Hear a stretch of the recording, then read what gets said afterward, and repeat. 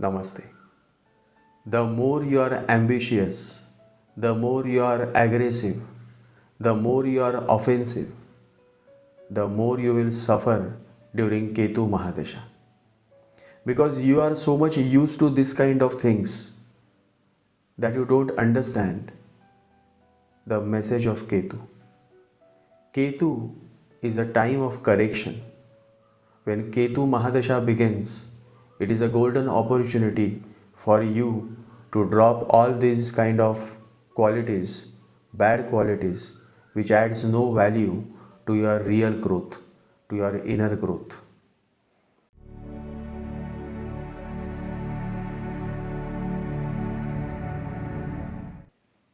And so, generally, those who are Rahuish by nature suffer a lot during Ketu Mahadasha.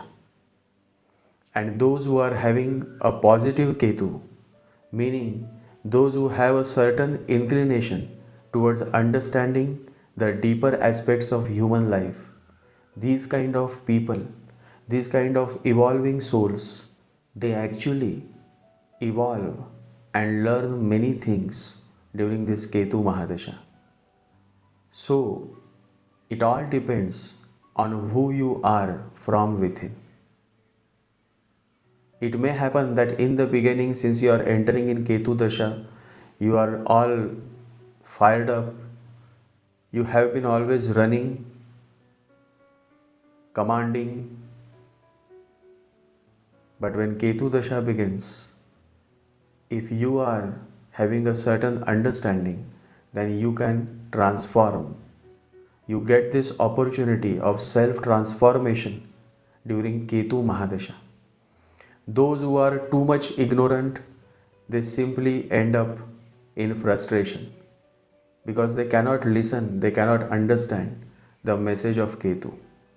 And those who have that inclination of listening, understanding what the message of Ketu is, these kind of men and women, they truly mature during this Ketu Mahadasha.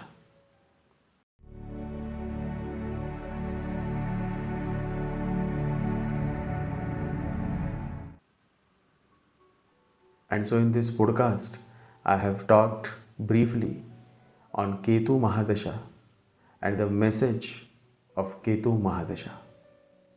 So listen and see if you can understand the message of Sri Ketu. So let's begin.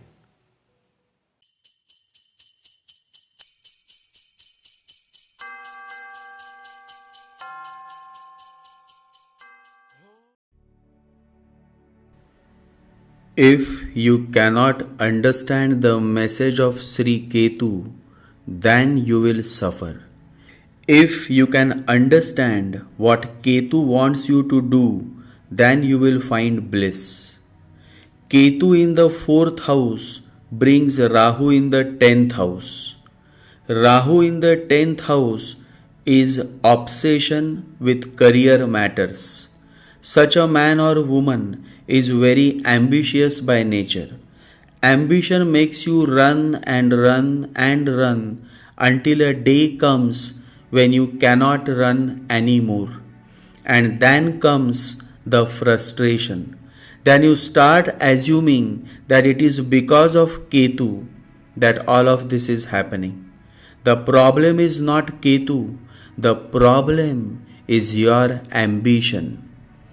Ambition is a poison, but the label on the bottle says it is pure nectar.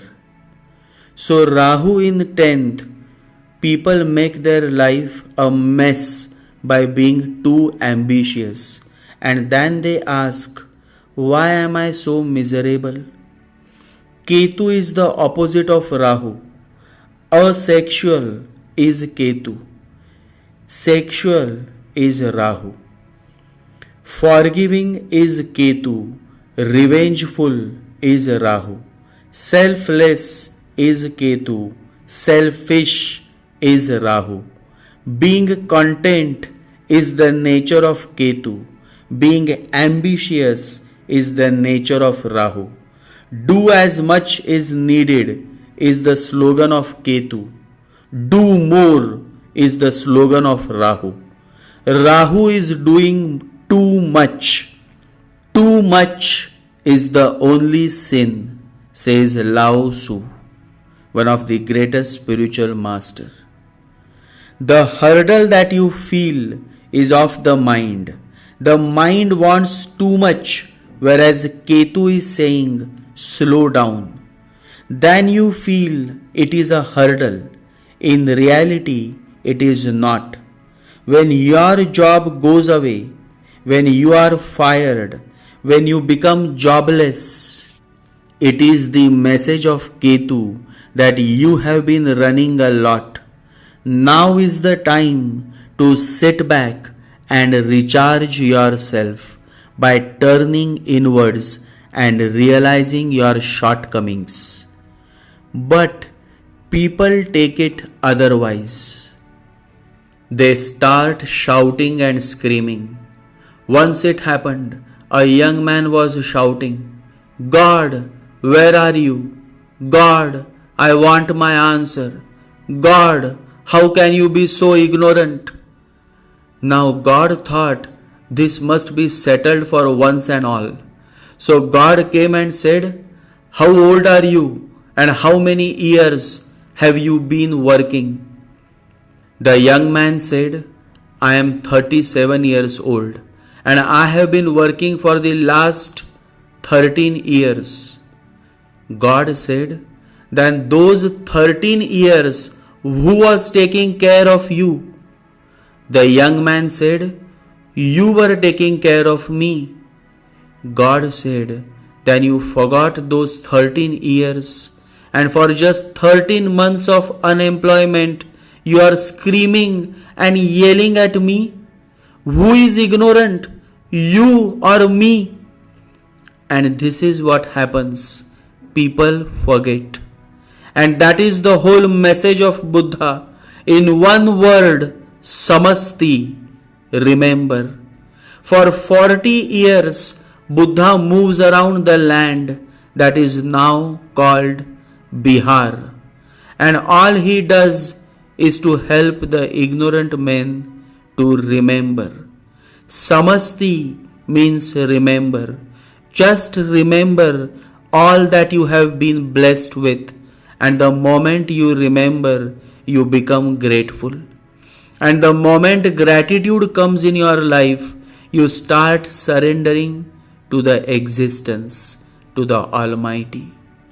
And this state of surrender is what Ketu loves. Meditation happens only when you live your life in total surrender. Ketu is zero and the human being is running to become a hero.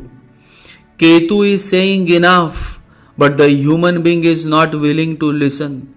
Ketu is saying find a balance in your life along with your sexual and material desires. Let there also be an essence of spirituality in your life. But people who are not willing to listen become frustrated. It is not a life that is frustrating you. It is you who is not listening to life. Ketu is connected to Goddess Saraswati. And those who have been following me closely on various forums can very well understand how it is all related. Ketu represents Sri Ganesha and Saraswati Vidya relates closely to Sri Ganesha. So Ketu Mahadasha is always good for all kinds of studies, higher, lower, medium, simply because the whole message of Ketu is to raise your awareness. And on a material level, one can raise his or her awareness by educating themselves with the subjects of their liking. So definitely, Ketu Mahadasha is good for higher studies. The whole message of Ketu is to focus on your self-growth. Earning money is not Ketu's domain, but There is absolutely nobody as wise as Ketu. Wisdom comes only when Ketu supports. Buddha is least interested in money. A meditative man is least interested in money.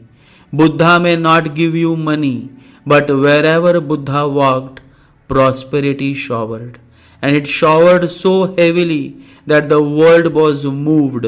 The whole villages and towns were moved, and yet Buddha never cared, because to even think that something good is happening because of me leads one to ego, and then this ego becomes a hurdle. So Ketu is not the source of hurdle. Ketu is simply helping you to relax, to slow down, but the Rahu within you always makes you restless. And then the same story repeats, and this is how life after life the same story goes on repeating. The pattern remains the same, just the design keeps changing. Jesus says to a wealthy merchant, he has come for the very first time to the merchant's home, and Jesus says, share your wealth with the poor who are waiting at your door. And the merchant happily shares his wealth with the poor. Now, to an ignorant man, Jesus would appear as a hurdle, as a pain.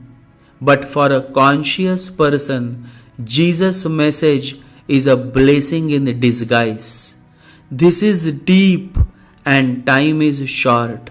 But through this sharing, I want to again make all my listeners and followers aware that you will feel frustrated during Ketu Mahadasha if you are too ambitious and too much ignorant and too much focused on the outside.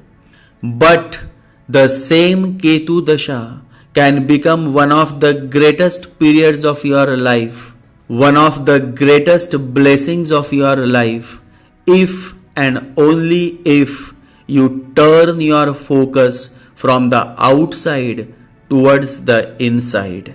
If you can sit down, if you can self-realize that it is time to slow down and focus on your self-growth, then and only then Ketu can transform your life into a beautiful poem. Then life will be no more the same. Then life will be no more misery, but a garden of bliss. Then you can transform, you can change, and then this change will lead to prosperity in your life when Venus Mahadasha begins. The period of Ketu Mahadasha is to sow the seeds of success that later in Venus Mahadasha starts blossoming into a beautiful flower. Enough for now. You all stay blessed and remember to meditate and chant every day. Chanting should become a part of your life. Just the way you eat your 2 times meals, similarly, you should not forget to chant 2 times in a day. It should become a part of your life. And those who have understood this very important message, only those few chosen ones will progress on their spiritual path and will attain the beyond, the unseen, the God experience. Jai Sri Ganesha, Jai Guru.